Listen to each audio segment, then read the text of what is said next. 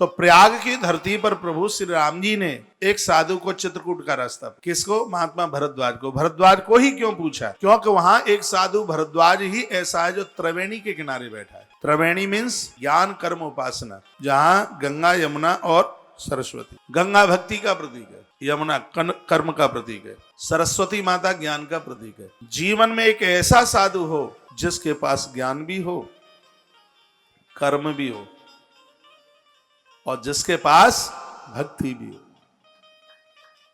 चित्रकूट यानी परमात्मा के घर का रास्ता बता दे आओ, उसका संग पा करके हम भटकेंगे नहीं। तीनों चीजें होनी चाहिए। एक लडुआ बनाया जाता है, उसमें बेसन, चीनी और घी तीनों होती है। कोई कहे कि खाली बेसन से लडुआ बन जाएगा, स्वाद नहीं होगा। चीनी से बन जाए, निर्मित नहीं होगा। खाली घी से बन जाए, नहीं।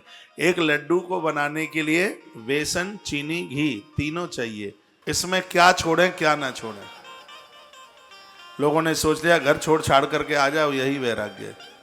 घर छोड़ करके आ गए हैं तो और कई घर बना लिए। इसको थोड़ा और ठीक से सुन लें। बिना वैराग्य के ध्यान संभव नहीं है। संसार की मांगों से विरति का नाम वैराग्य है। संसार की जो मांगे हैं उससे विरक्तता आ जावे, वह वैराग्य है। संसार की विस्मृति और ईश्वर की स्मृति का नाम वैराग्य है। परमात्मा, पूज्य डोंगरे जी महाराज कहते थे कि भगवान को प्राप्त करना बहुत सरल है, लेकिन संसार को भूल जाना बहुत कठिन है। वैराग्य की परिभाषा में संसार की विस्मृति, परमात्मा की स्मृति ज्ञान है और संसार की विस्मृति वैराग्य है। मन में कोई इच्छा संसार के प्रति न रहे, संसार का वशीकरण का नाम ही वैराग्य है।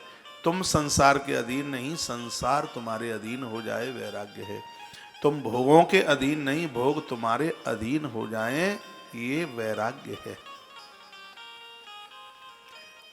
चैप्टर कठिन है, लेकिन थोड़ा सा भी मस्तिष्क पर ध्यान जोर दे देंगे, लोड दे देंगे तो बात समझ में आ जाएगी। कितना सुंदर शब्द है, मन में कोई इच्छा संसार के प्रति न रहे, संसार आपके बस में हो जाएगा। इच्छाएं न रहे, पूरी दुनिया आपके बस में होगी, पूरी दुनिया आपकी मुट्ठी में होगी। और जब संसार की कोई भी वस्तु तुम्हें अपनी तरफ आकर्षित न कर पावे, यही जिंदगी का परम वैराग्य है। लखन को वैरागी का है। रामायण में दो वैरागी है, एक गृहस्थ का और एक बाबा जियों का वैराग्य। साधुओं का वैराग्य हनुमंत लाल, आप गृहस्थियों का वैराग्य श्री लखनलाल। लखनलाल 14 वर्ष तक सोए नहीं। नींद जीतना भी बहुत बड़ी तपस्या है। 14 साल तक उन्होंने खाया पिया नहीं, उन्होंने फल भी नहीं खाए, फल नहीं खाए लक्ष्मण ने। हवा पानी के ऊपर 14 वर्ष लखन रहे। आसक्ति नहीं थी बिल्कुल।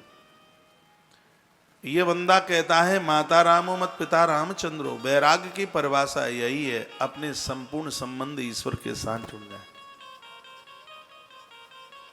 परमात्मा की सत्ता को स्वीकार कर लें। वैराग्य ईश्वर दर्शन के बिना रह नहीं सकता। और जब किसी के जीवन में वैराग्य आता है तो बीच में माया जरूर चल के आती है। माया से बचने का क्या उपाय है? मैं बहुत सरल तरीके में, सीधे ग्रंथ आप पढ़ोगे समझ में नहीं आएगा, ऋग्वेद बहुत कठिन है, इसलिए मैं कुछ पुराणों के ग्रंथों के सिद्धांत आपके बीच में रखूंगा। राम जी आगे हैं, बीच में मां है, पीछे लखन। लक्ष्मण पीछे पीछे चलते हैं, राम जी का दर्शन नहीं होता। क्यों नहीं होता? क्योंकि बीच में सीता मां है। इसलिए सीता को माया कहा, लक्ष्मण को जीव कहा। जीव और ब्रह्म के बीच में माया होगी तो जीवात्मा परमात्मा का दर्शन कर नहीं सकता। अब लक्ष्मण ने सोचा कि मैं मां को तो हटा नहीं सकता, क्या करूं? तो लक्ष्मण ने एक तरकीब सोची। वो क्या? वो कभी इधर चलते हैं तो राम जी का दर्शन होता है, कभी इधर चलते हैं तो राम जी का दर्शन होता है। माया क्या है? मैं और मोर तोड़ते माया। ये मेरा है और ये मैंने किया है, इस बात को छोड़ दीजिएगा। यही संपूर्ण वैराग्य है। परमात्मा का दर्शन कोई करने से हमें रोक नहीं सकता।